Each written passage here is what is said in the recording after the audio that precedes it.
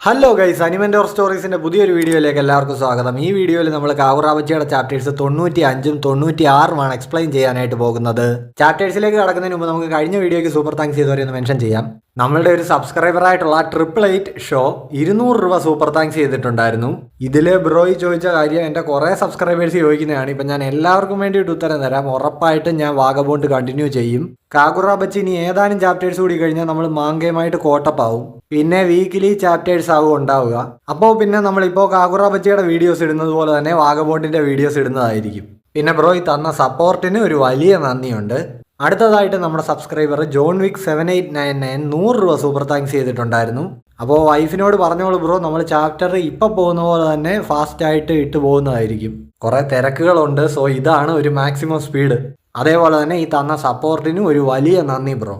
പിന്നെ ഒരു special mention ഉണ്ട്. നമ്മുടെ ഒരു സബ്സ്ക്രൈബറായിട്ടുള്ള TRF റാം പുള്ളിക്കാരൻ ഏതൊരു മാങ്ക റൈറ്റ് ചെയ്യുന്നുണ്ടെന്ന് പറഞ്ഞിട്ടുണ്ടായിരുന്നു. So all the best bro, എല്ലാം നല്ല രീതിക്ക് നടക്കട്ടെ. അപ്പോൾ ഗൈസ്, എല്ലാവരും നമ്മളുടെ video like, comment, share, hype ഒക്കെ ചെയ്ത് നല്ല സപ്പോർട്ട് തന്നൊന്ന് കൂടെ നിൽക്കുക. അതേപോലെ തന്നെ നിങ്ങൾ നമ്മുടെ ചാനൽ സബ്സ്ക്രൈബ് ചെയ്യാൻ ഇനി ആരെങ്കിലും ഉണ്ടെങ്കിൽ ഇപ്പം തന്നെ മറക്കാതെ ഒന്ന് സബ്സ്ക്രൈബ് ചെയ്തേക്കണേ.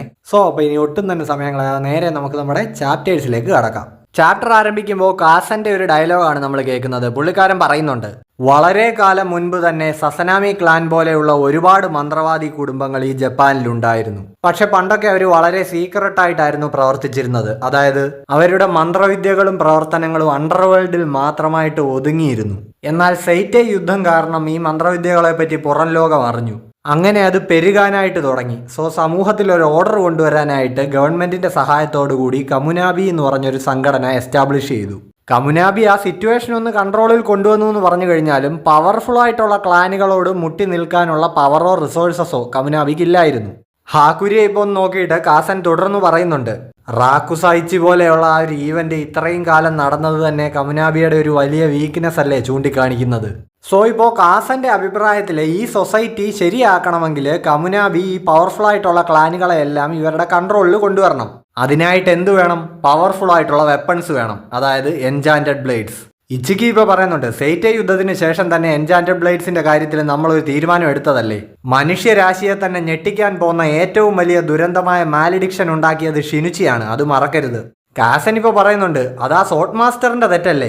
അയാളെ കൊന്നിട്ട് ഒരു പുതിയ ബെയററിനെ ഷിനുച്ചിക്കായിട്ട് കണ്ടെത്തി കഴിഞ്ഞാൽ നമുക്കതിന്റെ പവേഴ്സ് ഉപയോഗപ്പെടുത്താൻ കഴിയും.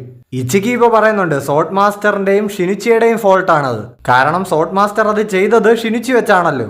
ആ സോട്ട്സ് ഫോർജ് ചെയ്ത കുനിഷിക റോക്കുഹിരയ്ക്ക് പോലും അതിൻ്റെയൊക്കെ യഥാർത്ഥ പവറിനെ പറ്റി ഒരു ഐഡിയ ഇല്ലായിരുന്നു. സോ മറ്റൊരു മാലിഡിക്ഷന്റെ സാധ്യത തള്ളിക്കളയാൻ പറ്റില്ല. അതുകൊണ്ട് തന്നെ ഒരിക്കലും നമ്മൾ ഷിനുച്ചിയുടെ പവേഴ്സിനെ ഉപയോഗിക്കാൻ പാടില്ല എന്ന് ഇച്ചിക്കി പറയുന്നുണ്ട്.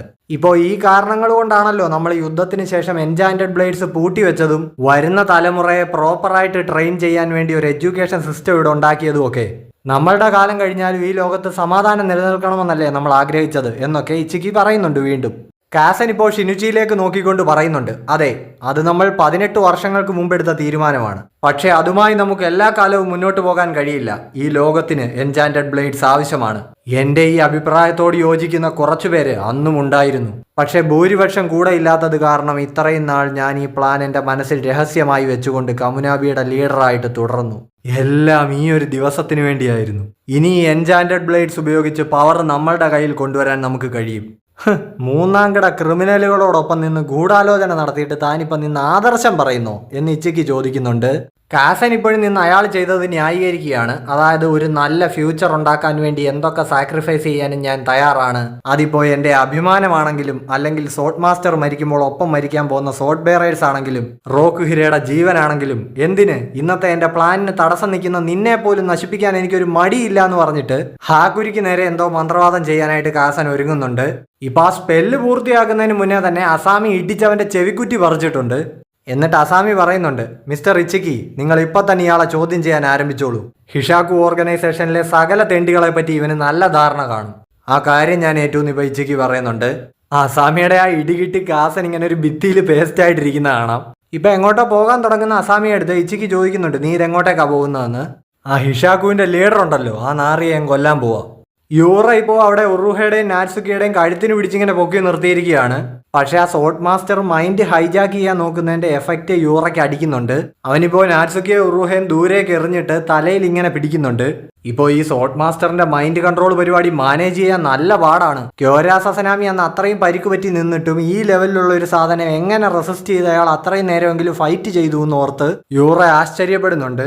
ഇപ്പോൾ പുറത്തേക്ക് വീണ ഒരു ബുക്ക് ഷെൽഫ് ഉയർത്തി മാറ്റിക്കൊണ്ട് ഹോക്കുറ്റോ എഴുന്നേറ്റ് വരുന്നുണ്ട്.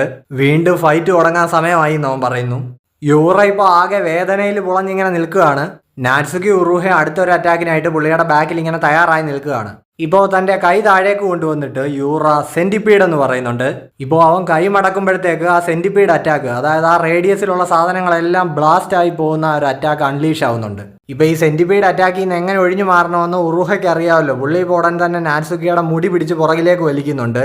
ആ ട്രെയിനിൽ വെച്ചിട്ട് ഉറൂഹ എടുത്ത് ഹാക്കുരി ചെയ്തതുപോലെ. ഇപ്പൊ ഇത് കണ്ടിട്ട് നാറ്റ്സുക്കിക്ക് ദേഷ്യം വരുന്നുണ്ട്. ഞാനായിട്ട് അതിൽ നിന്ന് ഒഴിഞ്ഞു മാറിക്കോളാം, നീ എന്നെ സഹായിക്കൊന്നും വേണ്ടെന്ന് അവൻ പറയുന്നു.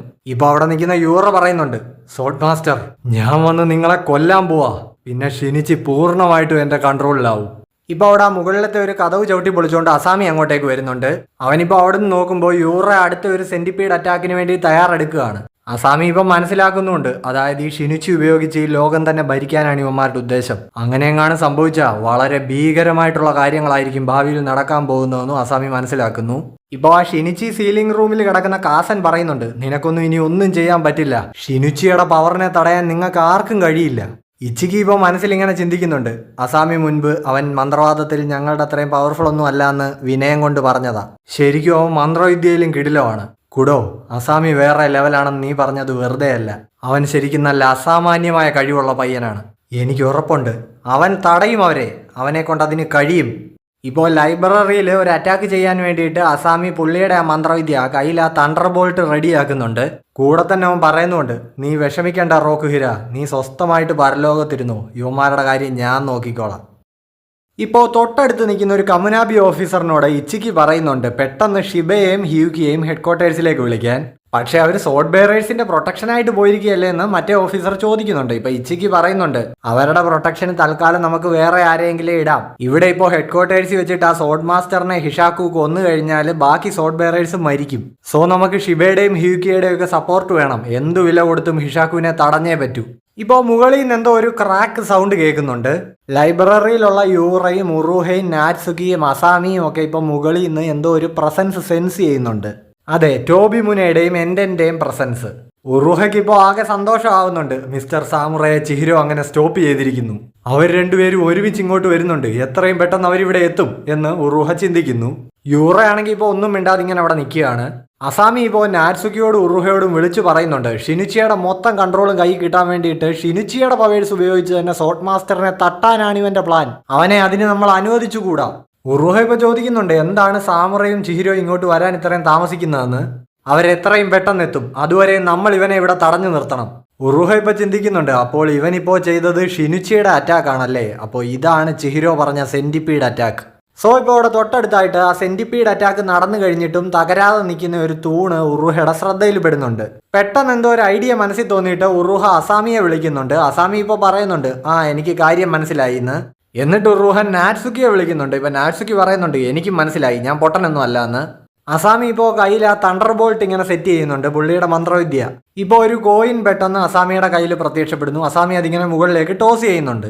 യൂറ ഇപ്പോൾ പറയുന്നുണ്ട്, നീ മന്ത്രവിദ്യ പ്രയോഗിക്കാൻ പോവാണോ? ആ കോയിൻ വെച്ച് നമ്മളെന്താ ചൂത് കളിക്കാൻ പോവാ? എന്തായാലും എനിക്കിഷ്ടപ്പെട്ടു. അസാമി ഇപ്പോൾ പറയുന്നുണ്ട്, അപ്പോൾ ഇവനാണ് യൂറ, ഹിഷാക്കുവിന്റെ ലീഡർ. റാക്കുസായിച്ചിയിൽ വെച്ച് ചിഹിരോ കണ്ടത് ഇവനെയാണ്. എന്നിട്ട് അസാമി ഇപ്പോൾ അവൻ്റെ അടുത്ത് പറയുന്നുണ്ട്, ചൂതുകളി പോലത്തെ റിസ്കി പരിപാടികളാണ് നിനക്ക് താല്പര്യമെന്ന് എനിക്കറിയാം, പക്ഷേ എൻ്റെ മന്ത്രവിദ്യ അത്രയ്ക്ക് റിസ്ക് ഉള്ള ഒരു ഐറ്റം അല്ല. അസാമിയുടെ കണ്ണിൽ ഇപ്പോൾ ആകെ ഒരു ദേഷ്യം കാണാം. പുള്ളി പറയുന്നുണ്ട്, റോക്കുഹിരയുടെ മരണത്തിന് കാരണക്കാരനായവനാണ് എൻ്റെ മുന്നിൽ നിൽക്കുന്നത്. പുള്ളി ഇപ്പോൾ പെട്ടെന്ന് മുകളിൽ നിന്ന് ചാടി യൂറയുടെ തൊട്ടു പിന്നിൽ വന്നിട്ടുണ്ട്. അതേസമയം തന്നെ ഉറൂഹയും നാറ്റ്സുക്കിയും വാളും കൊണ്ട് യൂറയ്ക്ക് നേരെ വരുന്നു. അങ്ങനെ ഇപ്പോൾ ഒരു കട്ട ഫൈറ്റ് തന്നെ അവിടെ നടക്കുകയാണ്. ഇപ്പോൾ ഇച്ചിക്കി ആണെങ്കിലും സാമുറയുടെയും ചിഹിരോയുടെയും പ്രസൻസ് സെൻസ് ചെയ്തിട്ടുണ്ടായിരുന്നു. എന്നിട്ടും എന്താണ് അവരിങ്ങോട്ടേക്ക് വരാൻ താമസിക്കുന്നതെന്ന് പുള്ളി ചിന്തിക്കുന്നു. ടോബി മുനയുടെ പവർ വെച്ച് എത്രയും പെട്ടെന്ന് അവരിങ്ങോട്ട് ടെലിപ്പോർട്ട് ചെയ്ത് വരേണ്ടതാണല്ലോ. ഇപ്പോൾ ഇച്ചിക്ക് കുറച്ചു മുന്നേ ഷിബയെ കോണ്ടാക്ട് ചെയ്യാൻ പറഞ്ഞു വിട്ട ആ ഓഫീസർ തിരിച്ചു വരുന്നുണ്ട്. പുള്ളിക്ക് പുറത്തേക്ക് പോകാൻ പറ്റുന്നില്ല എന്ന് പറഞ്ഞുകൊണ്ട്. ഇച്ചിക്ക് ഇപ്പോൾ കാസനോട് ചോദിക്കുന്നുണ്ട്, താൻ ഫോഴ്സ് ഫീൽഡിൽ എന്തെങ്കിലും പണി ഒപ്പിച്ചോന്ന്. കാസനാണേലും ഇപ്പോൾ പറയുന്നുണ്ട്, അതെന്റെ പിള്ളേര് ചെയ്ത പണിയാടോ, ഇനി ഇവിടുന്ന് ആരും പുറത്തേക്ക് പോകില്ല, ആരും അകത്തേക്ക് വരത്തുമില്ല. എന്നാലും എൻ്റെനും ടോബിമുനെയും പോലെയുള്ള 2 എൻചാൻറ്റഡ് ബ്ലേഡ്സിനെ തടയാനും മാത്രമുള്ള രീതിയിൽ അവർ ആ ഫോഴ്സ് ഫീൽഡിനെ മോഡിഫൈ ചെയ്തു. വിശ്വസിക്കാനേ പറ്റുന്നില്ലല്ലോ എന്ന് ഇപ്പോൾ ഇച്ചിക്ക് ചിന്തിക്കുന്നു. ഈ ഒറിജിനൽ ഫോഴ്സ് ഫീൽഡിന്റെ സെറ്റിംഗ് എങ്ങനെയാണെന്ന് വെച്ച് കഴിഞ്ഞാൽ കമുനാബി അല്ലാത്ത മന്ത്രവാദികൾ അകത്തേക്ക് കയറാൻ നോക്കിക്കഴിഞ്ഞാൽ അവരെ അത് തട്ടിത്തെറിപ്പിക്കും. സോ ഇപ്പോൾ അങ്ങനെ ഒരു സംഭവം എന്റെയും ടോബിമുനയുടെയും മേലെ അപ്ലൈ ചെയ്യണമെങ്കിൽ ആ ഫോഴ്സ് ഫീൽഡിന്റെ മുഴുവൻ കപ്പാസിറ്റിയും അവർ അതിലേക്ക് കൊടുത്തിരിക്കണം എന്ന് ഇച്ചിക്ക് മനസ്സിലാക്കുന്നു. ഇനിയിപ്പോൾ അത് വർക്കായെങ്കിൽ പോലും സാമുറയ്ക്കും ആളുകൾക്കും അത് പൊളിച്ചകത്തേക്ക് വരാൻ അധിക സമയമൊന്നും വേണ്ടി വരില്ല. കൂടിപ്പോയാൽ ഏതാനും മിനിറ്റുകൾ, അത്രയേ നിങ്ങൾക്ക് അവരെ തടഞ്ഞു നിർത്താൻ പറ്റൂ എന്ന് കാസന്റെ അടുത്ത് ഇച്ചിക്ക് പറയുന്നു. കാസൻ ഇപ്പോൾ പറയുന്നുണ്ട്, ആ ഏതാനും മിനിറ്റുകൾ തന്നെ ധാരാളമാണ് ഇച്ചിക്ക്. ഷിനുച്ചിയുടെ പവേഴ്സ് ഉപയോഗിച്ച് മിനിറ്റുകൾ കൊണ്ട് ഇവിടുത്തെ മന്ത്രവാദികളെയും കൊന്ന് ഇവിടുത്തെ അവസ്ഥയെല്ലാം കീഴ്മേൽ മറിക്കാൻ സാധിക്കും. ഇപ്പോൾ ലൈബ്രറിയിൽ യൂറയാണെങ്കിൽ ഉറൂഹയ്ക്കും നാറ്റ്സുക്കിക്കും നേരെ വീണ്ടും സെന്റിപീഡ് അറ്റാക്ക് പ്രയോഗിക്കുന്നുണ്ട്. അങ്ങനെ അവർ രണ്ടുപേരും ഇപ്പോൾ തെറിച്ചു പോയി താഴെ വീണിരിക്കുകയാണ്. കാസൻ ഇപ്പോൾ ഇച്ചിക്കിയോട് വീണ്ടും പറയുന്നത് കേൾക്കാം. അതായത് റാക്കുസായിച്ചിയിൽ വെച്ച് നടന്നത് നിങ്ങൾ കണ്ടതല്ലേ, എന്റെനും ഫ്ലെയിം ബോണും ഉപയോഗിച്ചിട്ട് പോലും ഷിനുച്ചിയുടെ മുന്നിൽ പിടിച്ചു നിൽക്കാൻ കഴിഞ്ഞില്ല. പിന്നെയാണോ അത്രയും പോലും പവർഫുൾ അല്ലാത്ത വെപ്പൺസ് ഉപയോഗിക്കുന്ന ഇവിടുത്തെ മന്ത്രവാദികൾ അതിനെ എതിർക്കാൻ പോകുന്നത്? സോ ഗൈസ്, ഇപ്പോൾ യൂറ ഒരു കാര്യം നോട്ട് ചെയ്യുന്നുണ്ട്. അതായത് അസാമി സെന്റിപീഡ് അറ്റാക്കിൽ നിന്ന് രക്ഷപ്പെട്ടു നിൽക്കുന്നു. ഇവൻ എങ്ങനെ പരിക്കൊന്നും കൂടാതെ രക്ഷപ്പെട്ടു എന്ന് യൂറ ചിന്തിക്കുന്നുണ്ട്. സോ അപ്പോൾ അതായിരുന്നു ഉറൂഹയുടെ ഐഡിയ. അതായത് സെന്റിപീഡ് എന്ന് പറയുന്ന അറ്റാക്കിന്റെ വീക്ക് സ്പോട്ട്. അതായത് എല്ലാ സൈഡിലേക്കും നല്ല ഫോഴ്സിൽ അറ്റാക്ക് ചെല്ലും, പക്ഷേ യൂസറിന്റെ ബാക്ക് സൈഡിലേക്ക് അറ്റാക്ക് വളരെ കുറവായിരിക്കും. മുൻപ് യൂറയുടെ പിൻവശത്തുണ്ടായിരുന്ന ആ തൂണാണ് പൊളിയാതെ നിന്നിരുന്നത്. അതേപോലെ തന്നെ ക്ലൗഡ് ഗൗജറിലെ മെയ് അറ്റാക്കൊക്കെ പോലെ ഈ ഷിനുച്ചിയിലെ സെന്റിപീഡ് എന്ന് പറയുന്ന അറ്റാക്കിനും ഒരു റീചാർജിങ് ഇന്റർവെൽ, ചെറിയൊരു ടൈം വേണം. അപ്പോൾ ഉറുഹയും നാറ്റ്സുക്കിയും അറിഞ്ഞുകൊണ്ട് ഈ സെന്റിപീഡ് അറ്റാക്ക് അങ്ങ് ഏറ്റുവാങ്ങി. അസാമി യൂറയുടെ ബാക്കിൽ നിന്നിട്ട് സേഫായി. ഇനി യൂറയ്ക്ക് അടുത്ത സെന്റിപീഡ് ഉപയോഗിക്കാൻ ഏതാനും സെക്കൻഡുകൾ കഴിഞ്ഞേ പറ്റൂ. ആ സമയം കൊണ്ട് അസാമി യൂറയെ അറ്റാക്ക് ചെയ്യും. അതാണ് ഇവരുടെ പ്ലാൻ. ഇപ്പോൾ പെട്ടെന്ന് യൂറയുടെ ബാക്കിൽ നിന്ന് അസാമി അവന് നേർക്ക് ഫാസ്റ്റ് ആയിട്ട് മൂവ് ചെയ്യുന്നുണ്ട്. യൂറ ഇപ്പോൾ ചിന്തിക്കുന്നുണ്ട്, ഇവൻ ഭയങ്കര ഫാസ്റ്റർ ആണല്ലോ, ഇതും ഇനിയിപ്പോൾ ഉറുഹ ഉപയോഗിക്കുന്ന പോലെ ഫിസിക്കൽ എബിലിറ്റീസ് ഇൻക്രീസ് ചെയ്യാനുള്ള മന്ത്രവാദം വല്ലതുമാണോ? പക്ഷേ ഇപ്പോൾ സെന്റിപീഡ് ഉപയോഗിക്കാൻ പറ്റില്ലെങ്കിൽ എന്താ, യൂറ ഷിനുച്ചിയുടെ ഡ്രാഗൺ ഫ്ലൈ അറ്റാക്ക് അങ്ങ് ഉപയോഗിക്കുന്നുണ്ട്. ഇപ്പോൾ അത് വെച്ചൊരു ബ്ലാസ്റ്റ് നടത്തിയിട്ട് അസാമിയുടെ ആ 2 കൈയും അങ്ങ് ചതച്ച് കളയുന്നുണ്ട് യൂറ എന്നിട്ട് ഇപ്പോൾ അസാമിയോട് പറയുന്നുണ്ട്, ഒരുപാട് കടന്ന് ശ്രമിക്കണ്ട മോനെ, ഒരു എൻചാൻറ്റഡ് ബ്ലേഡ് ഇല്ലാതെ നീ എന്നെ ഒന്നും ചെയ്യാൻ പോകുന്നില്ല. ഇപ്പോൾ പെട്ടെന്ന് കുറേ നാണയങ്ങൾ യൂറയ്ക്ക് നേരെ ഇങ്ങനെ വരുന്നുണ്ട്. അതിൽ നിന്ന് കറൻറ്റും വരുന്നുണ്ട്. ഇപ്പോൾ നമ്മൾ ഒരു ഫ്ലാഷ് ബാക്ക് കാണിക്കുകയാണ്. അതായത് പണ്ട് TV-യിൽ വന്നിരുന്ന ഒരു പരസ്യം, ഒരു ക്ലിനിക്കിലെ ട്രീറ്റ്മെന്റിനെ പറ്റിയാണ് അത് പറയുന്നത്. 11 yen ട്രീറ്റ്മെന്റ് എന്നാണ് അതിന്റെ പേര്. ഒരു 10 yen കോയിനും ഒരു 1 yen കോയിനും വേദനയുള്ള സ്ഥലത്ത് വെച്ച് അവിടുത്തെ വേദന മാറ്റുന്ന തരം ഒരു തെറാപ്പി. ഈ 2 മെറ്റലുകളുടെ അയണൈസേഷൻ ഉപയോഗിച്ചിട്ട് ചെറിയൊരു ഇലക്ട്രിക്കൽ കറണ്ട് ഉണ്ടാക്കി അതുവഴി മസിൽ പെയിനൊക്കെ ആശ്വാസം കൊടുക്കുന്ന തരം ഒരു ട്രീറ്റ്മെന്റ് ആണ്. ഇപ്പോൾ അസാമി ക്ലിനിക് എന്ന് പറയുന്ന ഒരു ക്ലിനിക്ക് നടത്തുന്ന ഡോക്ടറാണ് ഈ ടെക്നിക്ക് കണ്ടുപിടിച്ചത്. ഈ കോയിൻ തെറാപ്പി വെച്ചിട്ട് മാരക രോഗങ്ങൾ വരെ പുള്ളി ചികിത്സിച്ച് മാറ്റിയിട്ടുണ്ട്. ശരിക്കും ഇതിന്റെ പിന്നിലെ സീക്രട്ട് എന്ന് പറയുന്നത് തലമുറകളായിട്ട് അസാമി പരമ്പരയിൽ കൈമാറി വന്ന ഒരു മന്ത്രവിദ്യയാണ്. അങ്ങനെ ഇരിക്കെയാണ് അസാമി പരമ്പരയിലുള്ള ഒരു തലതെറിച്ച ചെറുക്കൻ ഈ മന്ത്രവിദ്യ ഫൈറ്റിങ്ങിന് വേണ്ടി ഉപയോഗിച്ചത്. ഇത് പറഞ്ഞ് അവന്റെ അച്ഛൻ അവനെ വീട്ടിൽ നിന്ന് ചവിട്ടി പുറത്താക്കുകയും ചെയ്തു. ആ ചെക്കനാണ് അസാമി. ഇപ്പോൾ ഈ പവർ കൊണ്ട് ഒരുപാട് ഗുണങ്ങളുണ്ട്. അതായത് യൂസറിന്റെ ബ്ലഡ് സർക്കുലേഷൻ കൂട്ടിയിട്ട് അയാളുടെ ഫിസിക്കൽ പെർഫോമൻസ് വർദ്ധിപ്പിക്കാം. അതാണ് അസാമിക്ക് ഫാസ്റ്റ് ആയിട്ട് മൂവ് ചെയ്യാനും പഞ്ച് ചെയ്യാനും ഒക്കെ പറ്റുന്നത്. അതേപോലെ തന്നെ എതിരാളിയുടെ മസിലുകളെ സ്റ്റിമുലേറ്റ് ചെയ്യാനും പറ്റും ഈ നാണയത്തിലൂടെ പാസ് ചെയ്യുന്ന കറണ്ട് വെച്ചിട്ട്. അങ്ങനെയുള്ള ഒരു 6 നാണയങ്ങൾ ഇപ്പോൾ യൂറയുടെ പുറത്ത് വന്ന് അടിക്കുന്നുണ്ട്. മസിലെല്ലാം കൂടെ സ്റ്റിമുലേറ്റ് ആയിട്ട് ആ മുറിവുകളിൽ നിന്നൊക്കെ ചോര ഇങ്ങനെ ചറ പറയുന്ന ചീറ്റുകയാണ്. അപ്പോൾ അതാണ് അസാമിയുടെ മന്ത്രവിദ്യ. യൂറ ആണേലും ഇപ്പം ഇങ്ങനെ പറയുന്നുണ്ട്, ചുമ്മാതല്ല ഇവൻ കയ്യിൽ ആയുധമൊന്നും ഇല്ലാതെ എന്നോട് ഫൈറ്റ് ചെയ്യാൻ വന്നത്, മന്ത്രവിദ്യയാണ് ഇവന്റെ ശരിയായിട്ടുള്ള സ്ട്രെങ്ത്. അതെന്തായാലും നീ പ്രയോഗിച്ചു കഴിഞ്ഞല്ലോ, ഇനി നീ എന്താ ചെയ്യാൻ നോക്കട്ടെ എന്ന് പറഞ്ഞുകൊണ്ട് യൂറ ഇപ്പോൾ അസാമിക്ക് നേരെ പാഞ്ഞടുക്കുന്നുണ്ട്. അസാമിയുടെ കൈ രണ്ടും ഇപ്പം നോക്കിക്കഴിഞ്ഞാൽ നല്ലപോലെ ചതഞ്ഞ് പണി കിട്ടിയിരിക്കുകയാണ്. അസാമി ഇപ്പോൾ യൂറയോട് പറയുന്നുണ്ട്, ഞാൻ എന്താ ചെയ്യാന്ന് കാണിച്ചു തരാടാ, എന്റെ ശരിക്കുള്ള സ്ട്രെങ്ത് നീ പറഞ്ഞതുപോലെ മന്ത്രവിദ്യയല്ല, അത് ഈ കൈകളാണ് എന്ന് പറഞ്ഞിട്ട് ആ ചോരയെ കുളിച്ച് നിൽക്കുന്ന കൈ മടക്കിയിട്ട് യൂറയുടെ കൂമ്പിനിട്ടൊരു താങ്ങുന്നുണ്ട് അസാമി. ഇടിയെന്ന് പറഞ്ഞാൽ എജ്ജാതി ഇടി. അവനിപ്പോൾ ചോര തുപ്പി താഴെ ഇരിക്കുന്നുണ്ട്. എന്നാലും ഈ ഒടിഞ്ഞ കൈ വെച്ചാണോ ഇവൻ എന്നെ ഇടിച്ചതെന്നോർത്ത് യൂറ അത്ഭുതപ്പെടുന്നു. ഉറൂഹയ്ക്ക് ഇപ്പോൾ ഇത് കണ്ടിട്ട് ആകെ സന്തോഷമായിട്ടുണ്ട്.